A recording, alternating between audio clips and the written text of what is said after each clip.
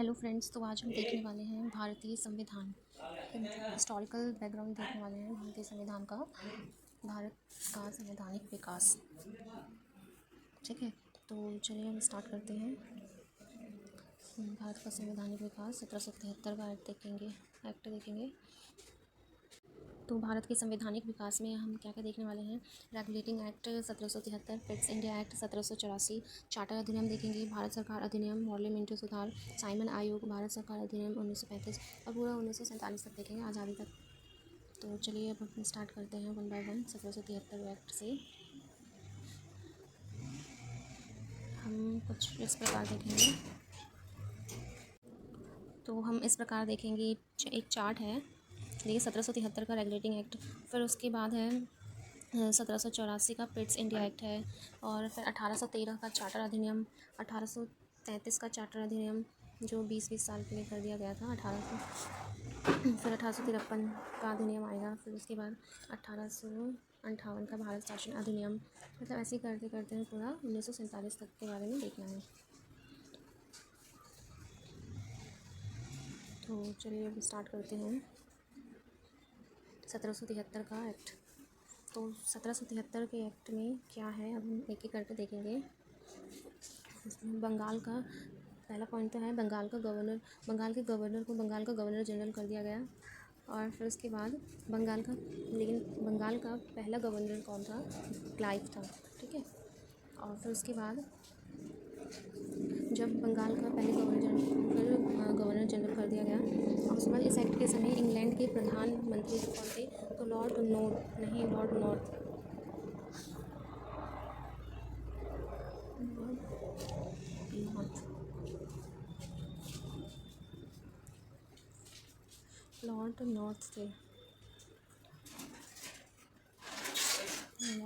थे।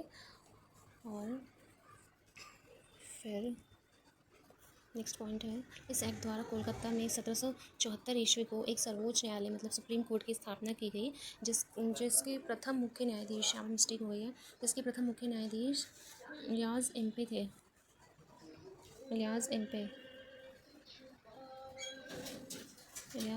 थे।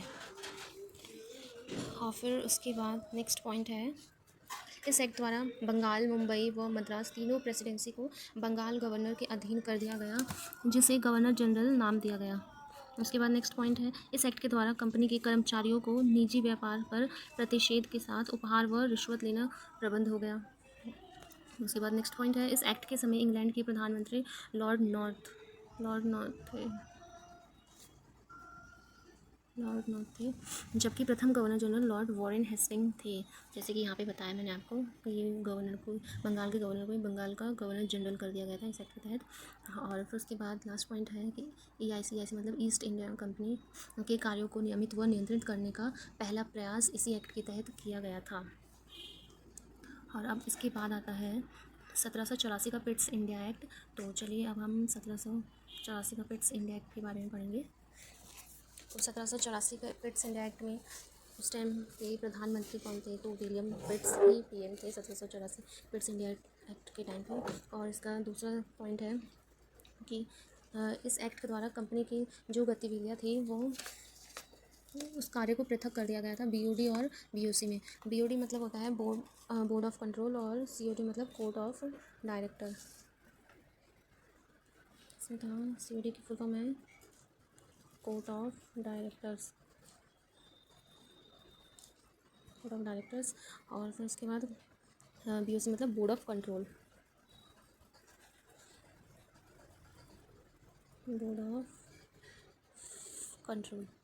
तो इन दोनों के बीच में कार्य पृथक किया गया। और देखिए जैसे कि यहाँ लिखा हुआ है, इस एक्ट द्वारा कंपनी की गतिविधियों का नियंत्रण, कंपनी की व्यापारिक गतिविधियों, यहाँ पे व्यापारिक गतिविधि है कि व्यापारिक गतिविधियाँ थी, तो वो किसके नियंत्रण में आ गई, COD मतलब कोर्ट ऑफ डायरेक्टर। तथा जो राजनीतिक गतिविधियाँ थी उसका नियंत्रण BOD का मतलब बोर्ड ऑफ कंट्रोल करता था। उसके बाद नेक्स्ट पॉइंट है कि जो डुअल गवर्नमेंट थी, सिस्टम ऑफ डुअल गवर्नमेंट, वो भी 1884 के पिट्स इंडिया एक्ट के तहत इस्टेब्लिश हुई थी। और फिर उसके बाद है 1884 के बाद फिर 1886 का एक एक्ट है, तो चलिए अब हम वो देखेंगे। 1886 में 1786 में क्या हुआ था।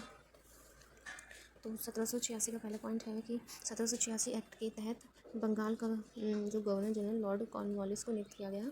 और इसके बाद सेकंड पॉइंट है 1786 गवर्नर जनरल को अपनी परिषद के विरुद्ध वीटो का अधिकार दिया गया। ये इंपॉर्टेंट पॉइंट है, अगर पूछा जाए कि वीटो का अधिकार कौन से एक्ट में दिया गया, तो 1786 के एक्ट में गवर्नर जनरल को अपनी परिषद के विरुद्ध वीटो का अधिकार दे दिया गया था। और अब इसके बाद देखेंगे हम नेक्स्ट 1793 का चार्टर एक्ट, जो कि बहुत ही ज़्यादा इम्पोर्टेंट है। चलिए अब हम देखते हैं। इस एक्ट के माध्यम से कंपनी का जो व्यापारिक एकाधिकार था वो 20 वर्षों के लिए बढ़ा दिया गया था। ये इम्पोर्टेंट चार्टर एक्ट है।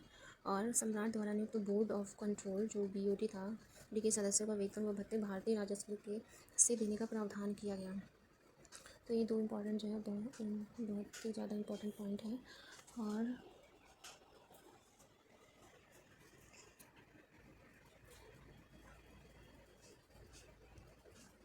इसके बाद है 1813 का चार्टर एक्ट।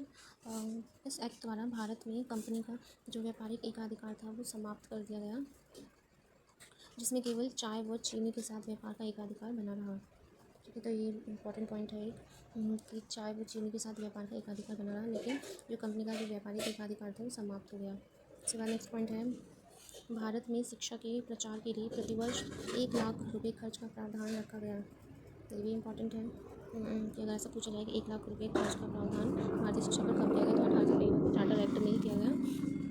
और 1813 के चार्टर एक्ट में ही ईसाई मिशनरी को भारत में धर्म प्रचार की अनुमति दी गई, तो उनको बढ़ावा दिया गया। उसके बाद है चाय व्यापार को छोड़कर भारत के साथ व्यापार सभी ब्रिटिश नागरिकों के लिए खोल दिया गया, मोस्ट इंपॉर्टेंट पॉइंट। और मुफ्त व्यापार प्रणाली शुरू की गई इसी एक्ट के तहत, 1813 के चार्टर एक्ट में ही। अब इसके बाद आता है 1813 के बाद 1833 का चार्टर एक्ट। 1833 के चार्टर एक्ट में क्या कहा गया है, इसका पहला पॉइंट है बंगाल के गवर्नर जनरल को भारत का गवर्नर जनरल बना दिया गया। अब वो कौन थे, विलियम बेंटिक। और नेक्स्ट पॉइंट है विधि आयोग के गठन का प्रावधान, जिसके तहत प्रथम विधि आयोग के अध्यक्ष मैकाले को 1834 में बनाया गया। ये मोस्ट इम्पॉर्टेंट है, VVI क्वेश्चन है ये, मतलब वेरी वेरी इंपॉर्टेंट क्वेश्चन है। ये कहीं एग्जाम में पूछा भी जा चुका है। अगर ऐसा पूछा विधि आयोग का गठन कब किया गया था चार्टर एक्ट के तहत, तो 1833 चार्टर एक्ट के तहत ही विधि आयोग के गठन का प्रावधान किया गया, जिसके तहत जो प्रथम विधि आयोग के अध्यक्ष बने वो मैकाले बने 1834 में।